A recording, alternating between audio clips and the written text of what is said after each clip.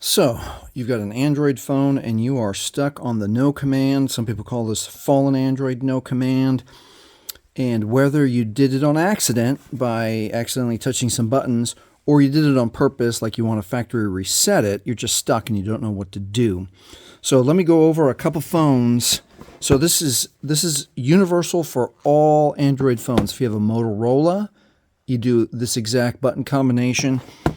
And even if you have a Samsung, is programmed that it takes a few seconds to advance. It will automatically advance without having to push buttons, but you can move the process along a little bit quicker on any Samsung.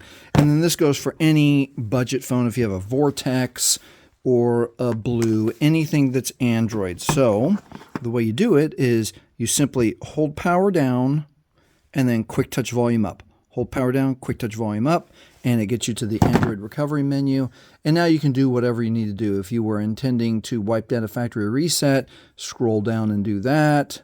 If you just want to reboot the system now, which it turns it on, you choose this one, reboot system now. Or if you just want to power it off, and that, you have all these other choices, but these are the most common. And just simply power it off.